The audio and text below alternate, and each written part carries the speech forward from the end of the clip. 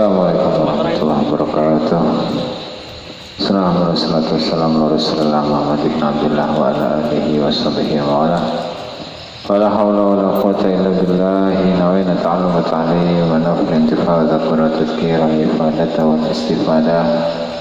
Wal hatta ala tamassuki bi kitabillahi wa sunnati rasulih wa du'a ila al-huda wa dalalata ala al-khair.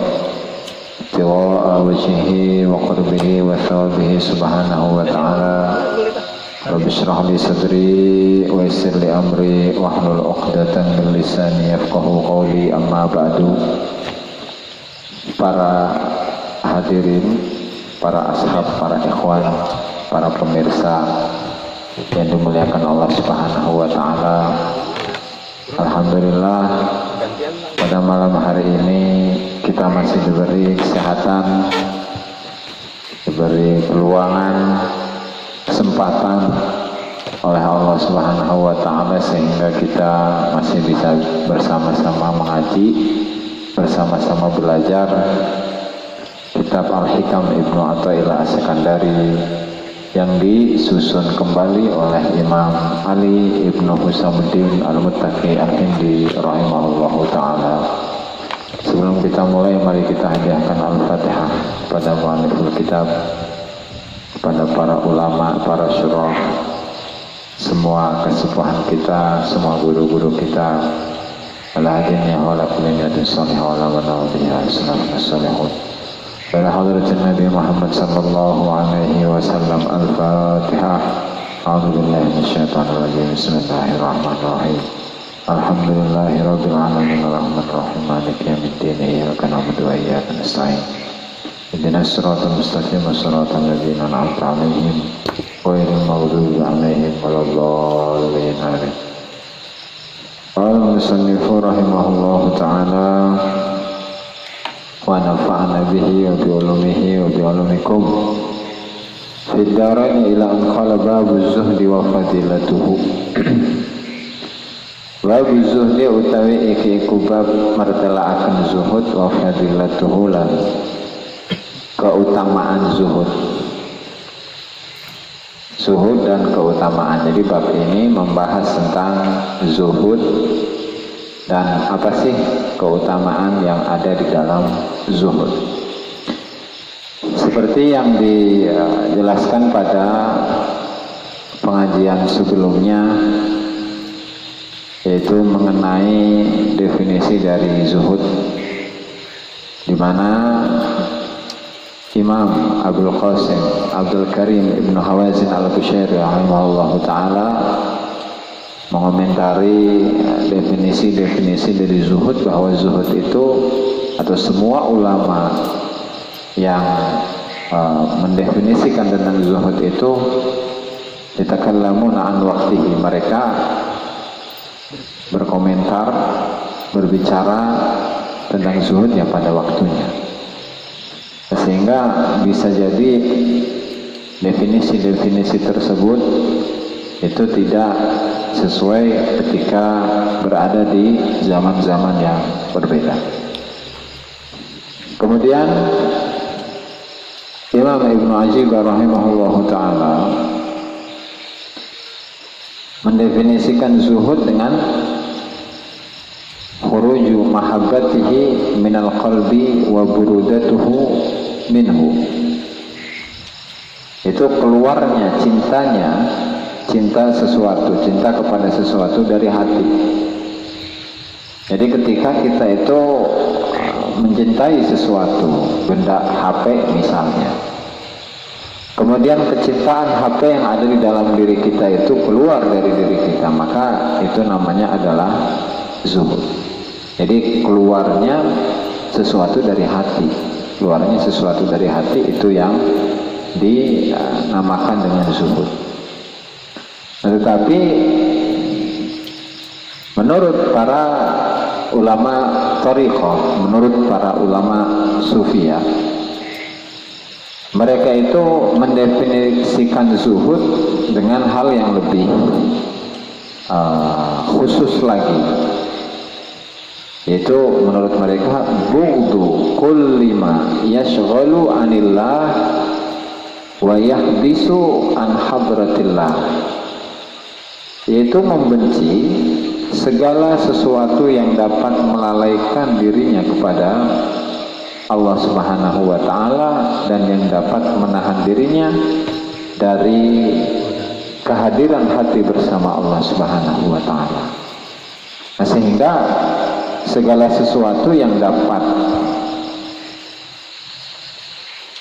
membuat kita lalai, tersibukkan dari Allah Subhanahu wa ta'ala, entah itu berupa ngobrol atau iseng tidur-tiduran gitu ya, sampai tertidur. Astagfirullah. Atau main HP gitu kan, teleponan sama cewek gitu kan. Astagfirullah. Bukan zuhud itu. Ataupun yang lain gitu ya. Jadi menghindari dari semua hal itu namanya zuhud. Ya kan, itu namanya zuhud. Dan sekiranya hal tersebut menahan dirinya dari kehadiran bersama Allah atau hadirnya hati bersama Allah Subhanahu wa ta'ala, ya maka hal itu namanya adalah zuhud. Menghindari semua hal-hal tadi yang disebutkan, maka itu zuhud kategorinya. Nah, kemudian memang di dalam zuhud itu terdapat beberapa fase, beberapa proses gitu ya. Dimana yang pertama itu di dalam harta, dalam kekayaan. Yang kedua itu di dalam jah itu? Pangkat. Ya. Yang ketiga itu makom di dalam tasawuf, di dalam thariqah. Wal karomah dan karomah. Wal khususiyah dan kelebihan-kelebihan yang didapatkan oleh seseorang di balik kedekatan dirinya dengan Allah Subhanahu wa ta'ala. Nah, kita akan uraikan terlebih dahulu bagaimana zuhudnya seseorang, atau fase pertama dari zuhud ini, di mana seseorang itu harus zuhud, harus membenci semua yang dapat menyibukkan dirinya dari Allah Subhanahu wa ta'ala dan yang dapat menahan dirinya untuk bisa hadir bersama Allah Subhanahu wa ta'ala. Yang pertama tadi filman. Yang pertama itu fase yang pertama adalah zuhud dalam harta. Bagaimana maksudnya? Maksudnya bagaimana? Atau tanda kezuhudan seseorang ketika dia itu sudah zuhud dalam harta. Nah, ada tandanya, yaitu apa? An yastawiya indahu dzahabu wat turab. Jadi antara emas dengan batu, antara emas dengan tanah itu sama saja. Dalam arti ketika dia itu mendapatkan emas, mendapatkan harta karun gitu kan, ketika seseorang itu menggali pondasi ataupun yang lainnya, tiba-tiba dia menemukan satu kotak yang kalau dalam bahasa kita itu namanya harta karun, harta korun sekian zaman. Ternyata di dalamnya itu ada emas yang segede asbak. Nah, kalau emas segede gitu kira-kira berapa kilo? 1 kilo lebih kan? Atau lebih. Nah, sehingga ketika dinominalkan 1 kilo emas, ketika satunya itu 1 juta, 1 gramnya 1 gramnya 1 juta, maka 1 M kan gitu, 1 M lebih tuh. Nah, tetapi ketika dia itu zuhud, memiliki sifat zuhud, memiliki kebencian kepada hal-hal yang dapat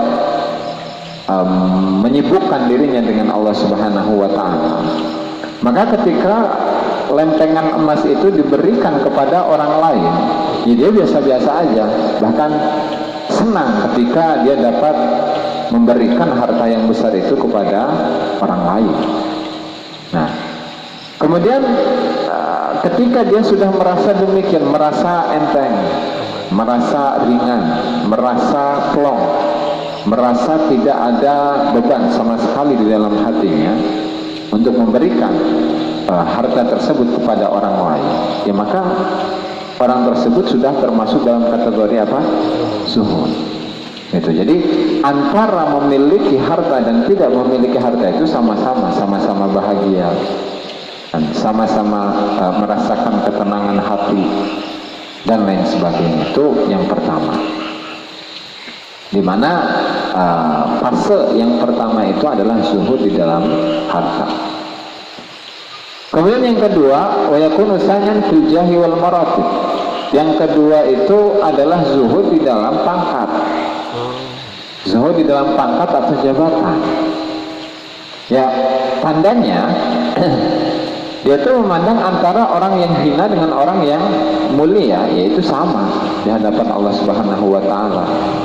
Bahkan dia memiliki pemahaman bahwasanya orang yang mulia menurut manusia, orang yang hina menurut manusia, itu sama. Sehingga ketika seseorang itu tidak memandang rendah kepada orang lain, tidak terlalu memuliakan atau mengagung-agungkan orang lain, ya maka orang ini termasuk orang yang zuhud. Ya, maksudnya dia tidak khawatir sama sekali ketika orang yang dihadapannya itu adalah orang yang memiliki jabatan yang tinggi, memiliki pangkat yang luar biasa, gitu.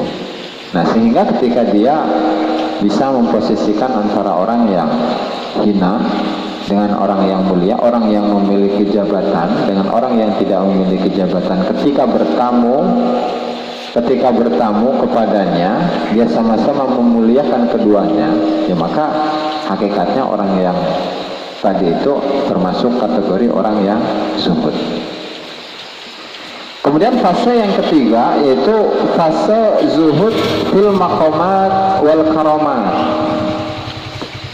Zuhud dalam makom sufi dan zuhud di dalam karomah-karomah yang Allah Subhanahu wa taala berikan kepada dirinya. Ya maksudnya, sebelum ke situ, jadi alangkah baiknya ketika kita itu menjelaskan terlebih dahulu mengenai apa itu makom, kemudian apa itu hal.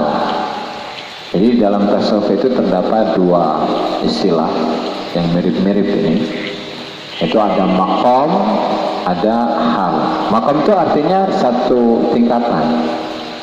Makom itu tempat berdiri kalau menurut bahasa. Kemudian bisa diartikan sebagai satu tingkatan. Nah, kemudian kalau hal itu ya keadaan.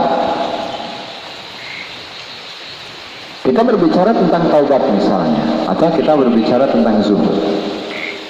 Jadi zuhud itu bisa masuk ke dalam makom, dalam thariqah atau dalam tasawuf, bisa masuk juga ke dalam hal. Maksudnya ketika zuhud ini sudah terdapat atau tertancap dalam diri seseorang, sekiranya di dalam keadaan apapun,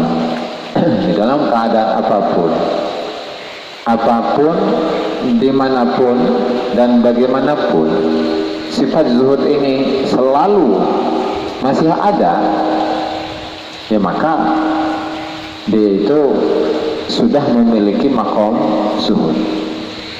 Nah, adapun hal itu kan tingkah laku atau keadaan. Adapun hal itu adalah sesuatu kondisi di mana terkadang kondisi ini datang tanpa diinginkan, tanpa diharapkan, tanpa diinginkan, tanpa dipengen-pengen.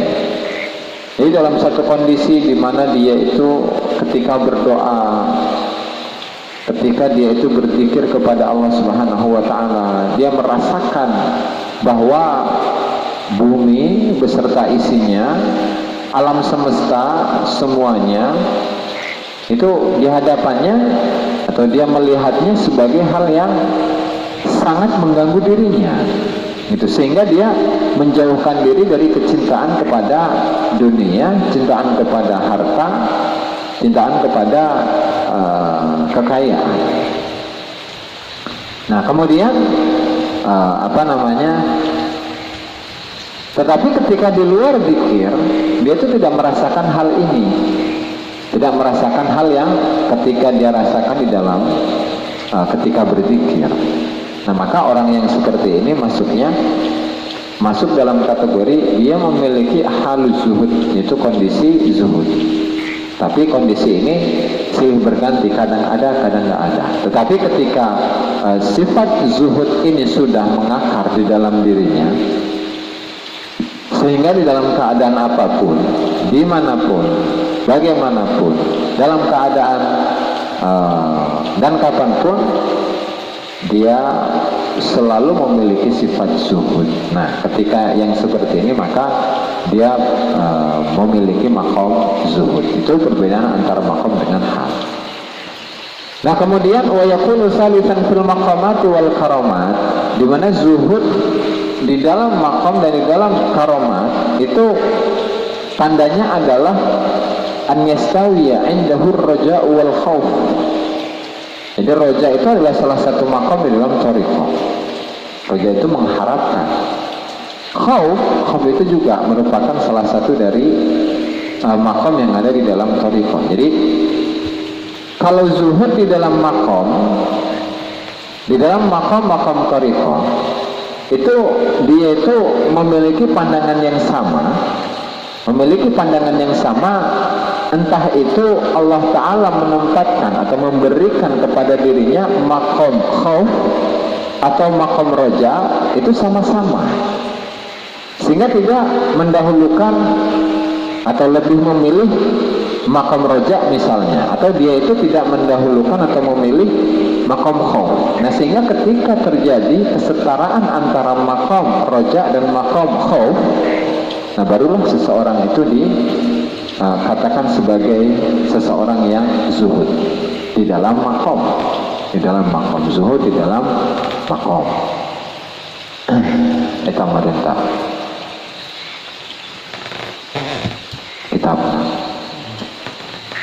Nah, kemudian wa idza tahaqqaqa al-murid bi hadhihi al-maqamat fi zuhdi aw julliha kana amaluhu kulluha adiman wa kabir. Oke. Jadi itu adalah pengertian dari zuhud, di mana zuhud itu, diulangi lagi, zuhud itu adalah membenci semua perkara yang dapat menyibukkan dirinya dari Allah Subhanahu wa taala, dan membenci semua perkara yang dapat menahan dirinya untuk bisa hadir bersama Allah Subhanahu wa ta'ala. Baik zuhudnya itu di dalam harta, zuhudnya itu di dalam jabatan, atau zuhudnya itu di dalam makom thariqah, atau karomah yang Allah Subhanahu wa ta'ala berikan kepada dirinya. Itu pengertian dari zuhud. Nah, kemudian kita masuk pada materi, yaitu hikmah yang terdapat di dalam zuhud.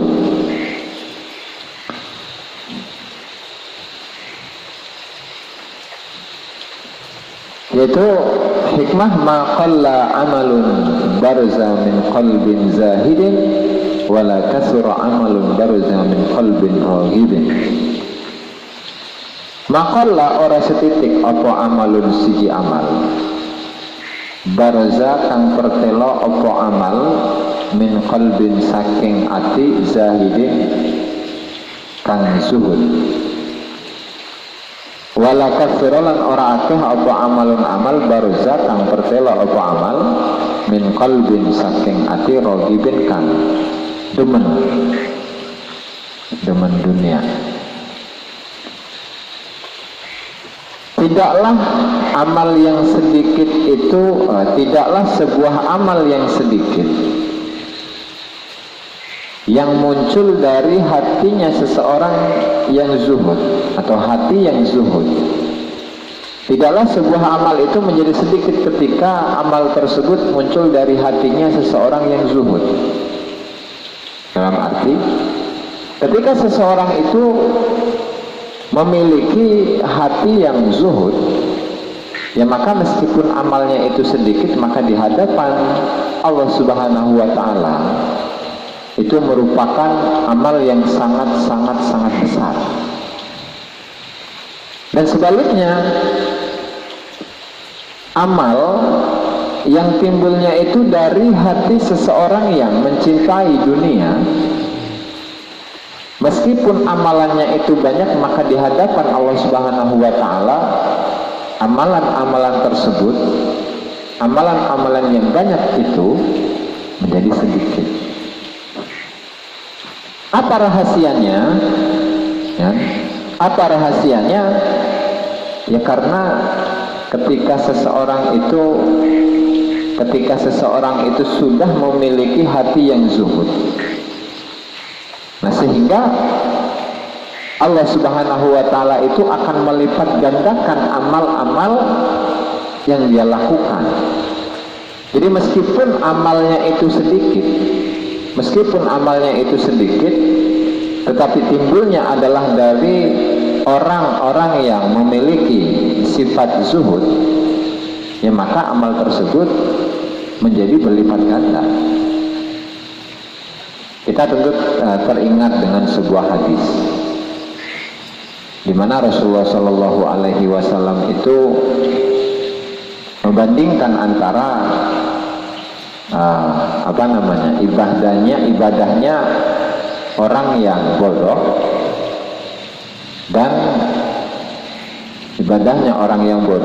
dan tidurnya orang yang alim.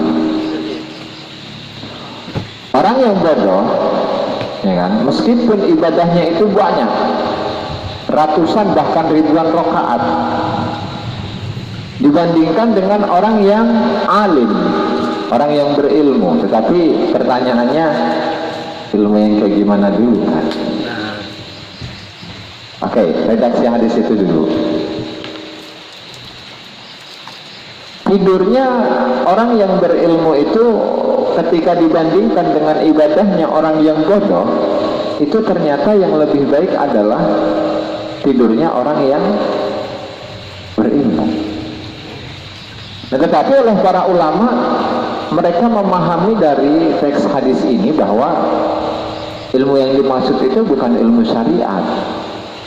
Ketika seseorang itu menguasai ilmu fikih, gitu kan, atau ketika seseorang itu mengetahui ilmu hadis, mengetahui ilmu tafsir, mengetahui ilmu mengetahui ilmu nahwu, ilmu sorof, ilmu balaghah, ilmu asbabun nuzul, ya, dan seterusnya. Bukan berarti ibadahnya itu lebih baik, tidurnya itu lebih baik daripada ibadahnya orang yang bodoh. Enggak seperti itu. Menahan kayak. Tetapi orang yang alim, orang yang berilmu, di mana ilmunya itu adalah ilmu tentang Allah Subhanahu wa Ta'ala. Dia sudah mengenal Allah Ta'ala, dia sudah ma'rifat kepada Allah Ta'ala, sudah wusul, ya. Di dalam dirinya itu sudah terdapat makom-makom yang disebutkan di dalam thariqah itu, mulai dari makom taubat, makom zuhud, makom khauf,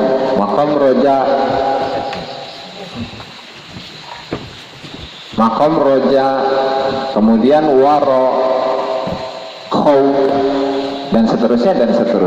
Itu yang dimaksud. Bukan semua orang yang berilmu kemudian tidurnya itu lebih utama daripada orang yang dari ibadahnya orang yang bodoh, bukan. Tetapi orang yang berilmu, yang mengenal Allah Subhanahu wa Ta'ala, rame ya.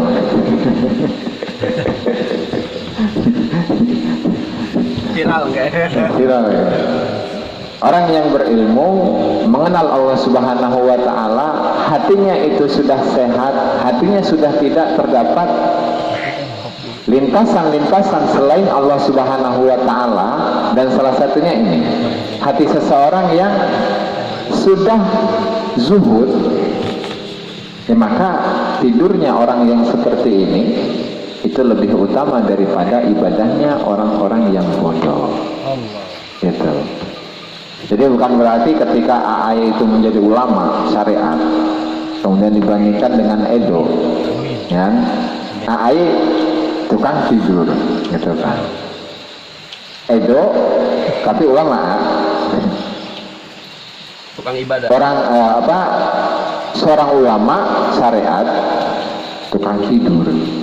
Nah sementara Edo nggak ahli, bukan ulama syariat tetapi ibadahnya banyak itu. Nah bukan berarti tidurnya AA ini lebih utama daripada ibadahnya Edo, enggak. Lebih mulia. Nah, enggak. Kenapa? Ya karena yang dilihat itu adalah kualitas dari amal, kualitas dari ibadah. Itu. Jadi meskipun seseorang yang tadi sudah kenal Allah Subhanahu wa taala, dia tidur. Dia tidur dan di dalam tidurnya itu terdapat banyak niatan-niatan. Di dalam tidurnya. Bahkan dia dengan tidurnya ini diniatkan bahwa ketika dia tidur diniatkan dia berzikir kepada Allah Subhanahu wa taala. Jadi itu menjadi amalnya secara otomatis. Nah, maka di dalam hikmah ini maqalla amalun barza min qalbin zahidin. Tidaklah amal itu dianggap sedikit ketika amal yang sedikit itu timbul dari hati seseorang yang zuhud. Makanya tadi saya disuruh itu supaya menghindari keburukan saya ke orang lain. Cocok betul. Sama ya, dan juga tadi Mengambil keburukan saya buat yang bukan jadi. sama saya juga. Oke. Nah sehingga seseorang yang sudah benar-benar di dalam hatinya itu tertancap maqam zuhud, atau setidaknya mayoritas sifat zuhud itu sudah ada di dalam hatinya, ya maka amalnya semuanya, baik amal yang sedikit atau banyak, itu menjadi besar, menjadi agung di sisi Allah Subhanahu wa taala, meskipun dari sisi fisiknya amal itu adalah amal yang sedikit. Oleh karenanya dalam sebuah hadis Rasulullah Shallallahu Alaihi Wasallam itu bersabda, amalun qalilun fi sunnatin khairun min amalin katsirin fi bid'atin. Amal yang sedikit di dalam sunnah itu lebih baik daripada amal yang banyak tetapi dalam kebid'ahan. Berbicara tentang bid'ah itu ya bukan sama seperti yang dijelaskan oleh golongan sebelah, yang artinya apa itu? Kullu bid'atin dhalalah. Sebelumnya man amila. Nah, terus bi amrina hadza ma laysa minhu fa huwa raddun. Nah, pohon ya. Jadi maksud dari bid'ah itu apa? Nah, di sini dijelaskan. Bid'ah. Kan tadi amal yang sedikit tetapi mengikuti sunnah itu lebih mulia, lebih utama daripada amal yang banyak tetapi dalam kebid'ahan. Nah, kemudian bid'ah yang dimaksud itu apa? Bukan bid'ah yang itu ternyata, tetapi bid'ah apa? Wa ayyu bid'atin a'zamu wa ashna'u min hubbid dunya wal inkibabi 'alaiha bil qalbi wal qalb. Mana bid'ah yang lebih agung, yang lebih besar, yang lebih parah daripada hubbud dunya, mencintai dunia, wal inkibabi 'alaiha bil qalb, dan hatinya itu selalu mengejar-ngejar dunia, dan jasadnya itu juga selalu mengejar-ngejar dunia. Allazi lam yakun fi zamanihi sallallahu alaihi wasallam wala fi zamanis sahabah hatta zaharatil fara'inah fabanau wa syayyadu wa zahratu fahadihi hiyal bid'atul haqiqiyah. Mana bid'ah yang lebih besar daripada bid'ah hubud dunia, mengejar-ngejar dunia dengan hatinya, dengan jasadnya, yang tidak ada di zaman Rasulullah itu. Di zaman Rasulullah nggak ada, di zaman sahabat nggak ada, bahkan setelahnya muncul Fir'aun yang baru. Fir'aun yang baru, mereka itu membangun, mereka itu menghiasi perilaku mereka dengan bid'ah-bid'ah yang seperti ini. Nah, maka bid'ah yang berupa hubbud dunya wal inqibabu alaiha, cinta dunia dan mengejar-ngejar dunia dengan hati dan jasadnya, itulah bid'ah yang hakiki ya, bid'ah yang hakiki. Itu. Fa'amalu haula, maka orang-orang yang seperti ini yang melakukan bid'ah, meskipun sholatnya itu 1000 rakaat, meskipun zikirnya itu ratusan ribu, itu di sisi Allah Subhanahu wa taala terhitung sedikit. Itu terhitung sedikit. Ya, karena yang dinilai oleh Allah Subhanahu wa taala itu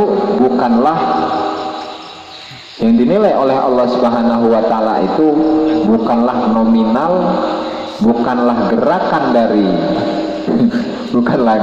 dari jasad kita, tetapi yang dinilai oleh Allah Subhanahu wa taala itu adalah tunduknya ruh-ruh kita kepada Allah Subhanahu wa taala. Nah, sehingga ibadahnya orang yang zuhud itu billah, lillah, karena Allah, oleh Allah, dan untuk Allah. Nah, ibadahnya orang yang mencintai dunia itu bin nafsi, lin nafsi, oleh nafsu, untuk nafsu. Saya mau tanya sekarang, Dok. Iya. Dok, ya. Ada. Kita beramal, kita beribadah, sholat, zikir, ya. Tujuannya apa itu? Kalau pribadi saya mencari ridho Allah. Seandainya tiada ada surga dan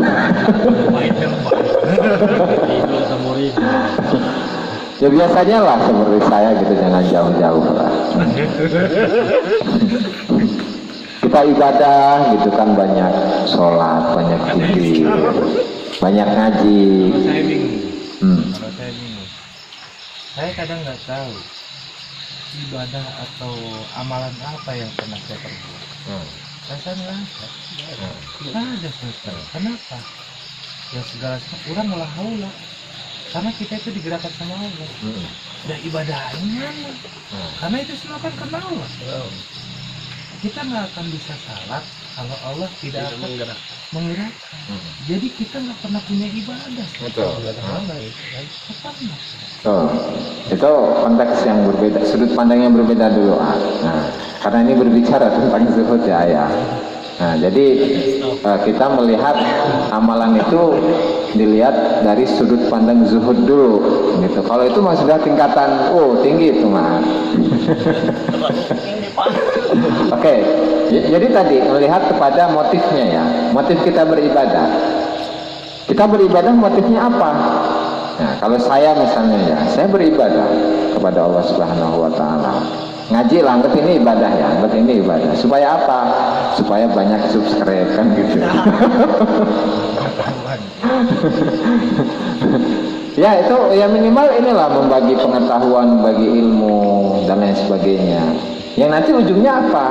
Ya kalau memang saya ini memiliki niat yang buruk, ya tujuannya biar saya terkenal kan gitu.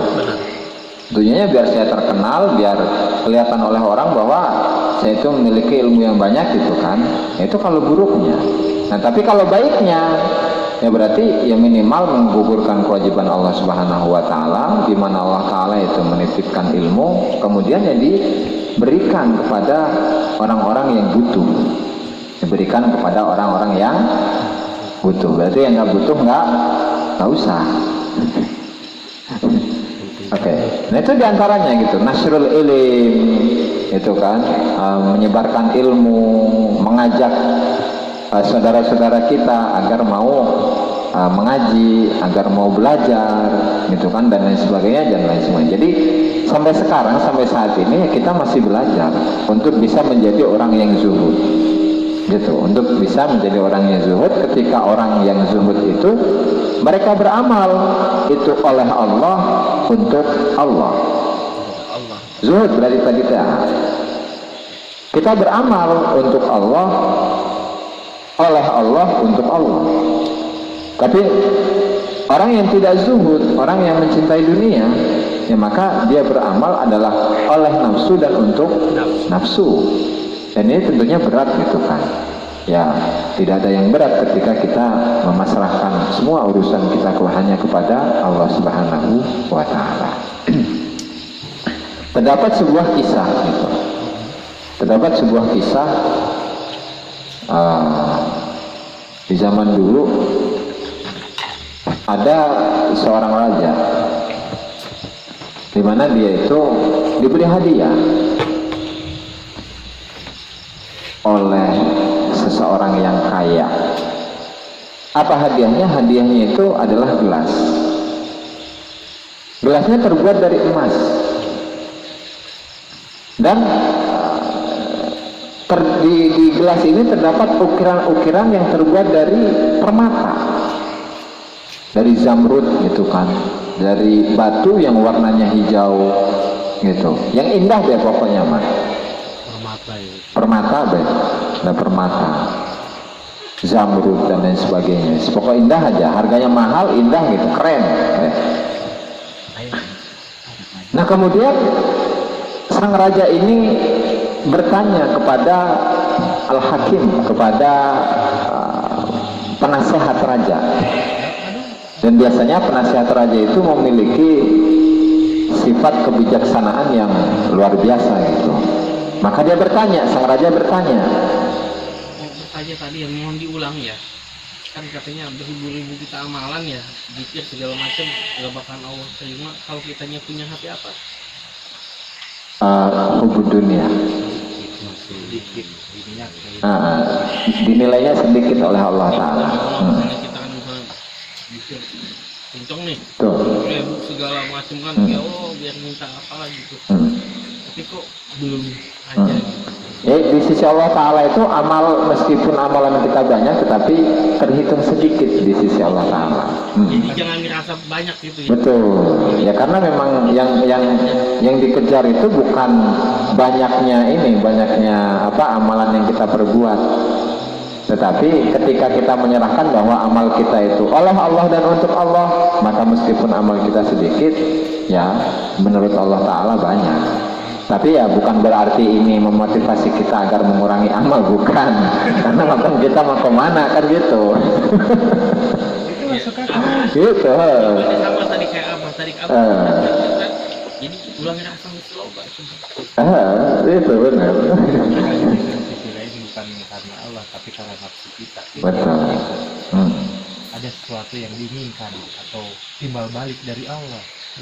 Kita bukan ibadah karena Allah tapi pengen timbal baliknya dari Allah. Pengen apa sih? Pengen imbalan dari Allah Ta'ala. Kita sholat pengen kaya gitu lah. Oke, kembali ke kisah tadi, di mana tadi seorang raja yang diberi hadiah oleh seseorang berupa gelas yang sangat berharga, terbuat dari emas, kemudian di pinggir-pinggirnya itu terdapat ukiran dari permata. Dia bertanya kepada penasehatnya yang sangat bijak itu, wahai penasehatku, gimana menurutmu? Penilaianmu mengenai hadiah yang diberikan oleh seseorang ini bagaimana? Nah kata penasehatnya, wahai raja, ini adalah musibah katanya. Ini adalah musibah dan sekaligus fitnah. Itu kata penasehat. Loh, kenapa wahai penasehatku? Itu iya. Seandainya jika ini hadiah tadi itu, gelas tadi itu hilang, dicuri oleh orang, nanti kamu bakalan pusing, ya kan? Nanti kamu akan menyibukkan rakyatmu hanya untuk mencari sebuah gelas. Itu kalau hilang. Kalau rusak itu pun sama. Nanti juga engkau itu akan mencari orang yang bisa membenarkan, memperbaiki gelas ini. Nah, seandainya jika gelas ini nggak ada, ya, seandainya jika gelas ini nggak ada, mulai dari awalnya engkau tidak akan memiliki pikiran yang macam-macam. Di dalam pikiranmu itu tidak akan terbebani oleh sesuatu apapun. Nah, Jadi ibarat kalau kita lah, kita dikasih mobil, kita dikasih HP.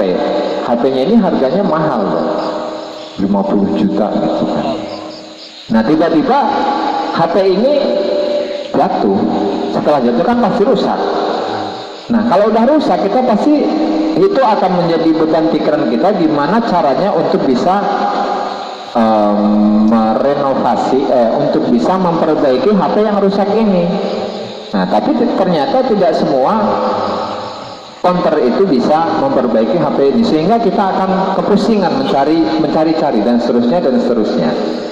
Nah tapi dibandingkan ketika kita itu nggak ada yang ngasih apa-apa, maka tidak akan punya pemikiran seperti itu. Nah jadi kata penasihat itu benar, ketika seseorang itu diberi hal yang berharga, kemudian benda ini hilang, atau benda ini dicuri, atau benda ini rusak, ya maka itu akan menjadi beban pikiran kita. Daripada kayak gitu, mending nggak usah dikasih sama sekali. Nah itu adalah gambaran dari zuhud.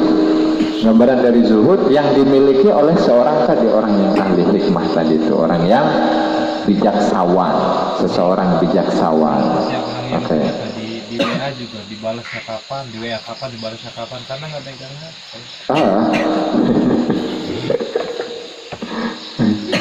Oke. Wakat ada. Nah di sini kemudian ada sebuah faidah lagi dari Syekh Abdul Qadir Al-Jailani rahimahullah taala. Wakat ada di dalam kitab Lataiful Minan wal Akhlaq fi wujubi tahadduts bin ni'ami al-itlaq karya Syekh Abdullah Al-Syarani rahimahullah taala. Fil akhlaq. Beliau menyebutkan sebuah faidah, saya bacakan. Waqad ada Sayyidi Abdul Qadir Al-Jili rahimahullahu taala min syahawati dunya. Dan Imam Syahadul Qadir Al-Jailani rahimahullahu ta'ala menghitung termasuk bagian dari syahwat-syahwat dunia itu adalah talabal ilmi li ghairil amali bihi, menuntut ilmu tapi tidak untuk mengamalkan. Itu termasuk syahwat dunia itu. Satu. Kenapa? Karena talabahu bukan alasan. Gambarnya seperti apa? Ka'an talabahu liwilayatin auriyasatin. Dia menuntut ilmu untuk mendapatkan jabatan, popularitas lah kalau ini, untuk mendapatkan popularitas. Kemudian yang termasuk dari syahwat-syahwat dunia lagi itu adalah wa adda min syahwatiha aidan qira'atul Qur'an berriwayat min ghairi mutalabati nafsihi bil amali bihi. Membaca Al-Quran dengan riwayat-riwayat kiroat. Ada kiroat mutawatir itu, ada yang kiroah sab'ah atau kiroah asyrah atau kiroah isna asyar 12 itu. Tapi dia tidak menuntut dirinya untuk mengamalkan dari yang sudah dia pelajari. Itu termasuk syahwat dunia. Terus qira'atin nahwi wal lughati wal balaghah wal fasahati zaidah 'alal hajah. Membaca ilmu nahwu ya. Wal lughah bahasa Arab, wal balaghah sastra Arab, wal fasahah dan kefasihan yang zaidah al hajah yang lebih dari kebutuhan. Ya maka balaisa sahibu hadhil umur bizahidin haqiqatan. Maka orang yang memiliki hal-hal yang disebutkan tadi, mulai dari yang menuntut ilmu tidak untuk diamalkan, mempelajari Al-Quran dengan bacaan-bacaan qiraat yang mutawatirah, membaca nahwu, membaca lughah, membaca balaghah, kemudian belajar kefasihan yang melebihi kebutuhan. Ini bukanlah orang-orang yang zuhud secara hakiki. Itu yang sama-sama kayak yang belajar ke Mesir tapi nggak ini ya? Ya sama itu. Jadi menang tenar gitu kan. Dapat tenar gitu. Nah, kan undang-undang Mesir jauh gitu kan. Sama aja itu mah. Gak ada orangnya ya? Kenapa? Li'anna kulla khaslatin min hadhil khisal fiha ladzatun linnafs. Ya karena setiap khaslah, setiap kondisi, setiap hal dari hal-hal yang tadi itu di sana terdapat ladzatun nafsi, kelezatan nafsu, kenikmatan nafsu. Kabur makna binafsiha. Niatnya gimana, Gus? Oke, tenang. Niat dulu, Gus. Ladzatun lin nafsi, di sana terdapat kenikmatan nafsu, wa muwafaqatun lil hawa, mengikuti hawa nafsu, wa rahatun lit tabai, di sana terdapat ketenangan tabiatnya. Nah, sementara wa kullu dzalika minad dunya yuhabbibul insana fil baqa'i fiha. Semuanya itu termasuk kenikmatan-kenikmatan dunia. Di mana manusia itu suka untuk memiliki hal-hal yang tadi. Wa yahsulu ladaihi sukunu wa tuma'ninatu ilaiha. Dan seorang manusia itu ketika memiliki hal-hal yang disebutkan tadi, dia akan merasakan ketenangan, kenyamanan. Gitu. Makanya oleh Syekh Abdul Qadir Al-Jailani melanjutkan fal yufattishil alimu nafsahu. Maka setiap orang yang berilmu itu hendaknya dia mengontrol, mengecek diri sendiri, mengontrol dirinya sendiri. Au mudda'iz zuhdi fid dunya nafsu, atau orang yang mengaku-ngaku bahwa dirinya adalah orang zuhud, orang yang zuhud di dunia. Yang mengaku-ngaku bahwa dirinya adalah orang yang zuhud, itu juga sama, harus mengoreksi dirinya gitu itu. Nah, kemudian langkahnya wa ya'khudhu fi mujahadati nafsihi wa riyadatiha. Kemudian barulah dia mulai untuk mujahadah, melawan hawa nafsunya, dan riyadah, melatih hawa nafsunya, supaya apa? Hatta yakhruja min qalbihi kullu syahwatin dunyawiyatin au ukhrawiyatin, sampai dia itu keluar dari hatinya semua syahwat-syahwat duniawi atau syahwat-syahwat ukhrawi gitu. Nah, sehingga fayuhibbul jannata likauniha darul musyahadah wal mujalasata lil haqq, sehingga dia mencintai dunia, mencintai surga, karena surga itu adalah tempat menyaksikan Allah Subhanahu wa taala. Wal mujalasah lil haq, dan juga bisa duduk, bisa bersanding dengan Allah Subhanahu wa taala. La li syai'in ya'kuluhu aw yalbasuhu aw yankihuhu. Bukan karena hal yang bisa dia makan, bukan karena makanan yang ada di dalamnya, atau pakaian yang mewah yang ada di dalamnya, atau karena di sana terdapat banyak bidadari yang bisa dinikahi olehnya. Nah, karena fa inna dzalika innama khalaqahu Allah tabaraka wa taala bil asalati li 'abidihi. Ya, karena makanan dan pakaian dan perempuan itu memang sudah disiapkan oleh Allah Subhanahu wa taala kepada hambanya yang masuk surga. Jadi meskipun tidak diminta, tetap akan mendapatkan itu. Nah, sementara wal istighalu bil hasil tadyi'un bil waqti, sementara menyibukkan diri untuk mengejar sesuatu yang sudah ada, itu sama saja membuang-buang waktu. Itu adalah kalam dari ucapan dari Syekh Abdul Qadir Al-Jailani rahimahullahu taala ketika beliau menjelaskan tentang zuhud. Nah, sehingga intisari dari hikmah ini di mana maqalla amalun barza min qalbin zahidin wala kathura amalun barza min qalbin raghibin.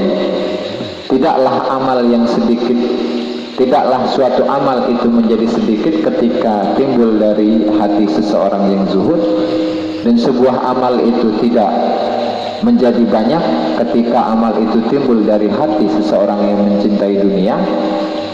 Intisarinya adalah kita harap atau kita berusaha menjadi orang yang zuhud, tetapi usaha tersebut tidak mengurangi amal yang banyak. Kita beramal banyak, tetap zikir dengan jumlah yang banyak, Kita sholat sunnah itu diperbanyak, ya kan?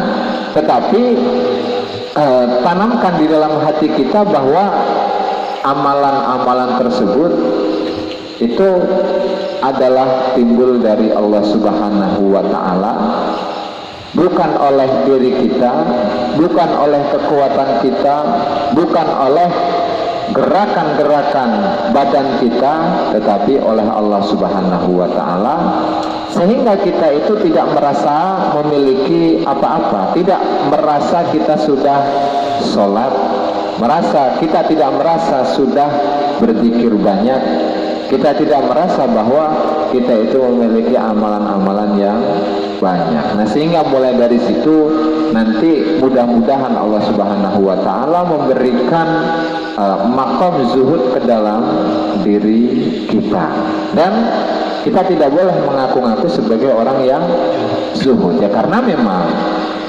jangankan seorang wali, jangankan seorang yang tidak zuhud, seorang yang zuhud seperti Syekh Abdul Wahab Asy'arani rahimahullahu ta'ala, beliau adalah seorang wali, bisa dipastikan. Beliau adalah seseorang yang sudah sangat dekat dengan Allah Subhanahu wa Ta'ala, bisa dipastikan. Nah, tetapi beliau mengaku kepada orang-orang yang di sekitarnya bahwa beliau adalah orang yang sangat-sangat banyak dosanya. Bahkan sebejat-bejatnya manusia di alam semesta, kata beliau, adalah dirinya. Jadi beliau mengaku sebagai orang yang paling bejat di dunia ini. Nah, sehingga dari sifat zuhud itu nanti akan timbul tawadhu. Ketika menghadapi orang kaya atau orang miskin, ya sama-sama dimuliakan. Ketika kita menghadapi orang yang lebih hina dari kita, misalnya melihat dari status sosial, ya kita tetap memuliakan. Atau ketika kita bertemu dengan orang yang kaya, memiliki jabatan yang tinggi, ya kita biasa-biasa aja. Itu timbulnya adalah dari sifat zuhud. Liyakil ma tafrahu bihi yakillu ma tahzanu alaihi wallahu ta'ala a'lam bissawab. Demikianlah para hadirin, para jamaah yang dimuliakan Allah Subhanahu wa Ta'ala. Pengajian pada malam hari ini yaitu kitab Al-Hikam Ibnu Athaillah As-Sakandari rahimahullahu ta'ala, yang disusun kembali oleh Imam Al-Muttaqi Al-Hindi dalam kitabnya An-Nahjul Atam. Mudah-mudahan bermanfaat bagi kita semua, dan mudah-mudahan kita diberi taufik hidayah untuk mengamalkan apa yang sudah disampaikan tadi. Kurang dan lebihnya saya mohon maaf. Wallahul muwaffiq ila aqwamit thoriq. Assalamualaikum warahmatullahi wabarakatuh.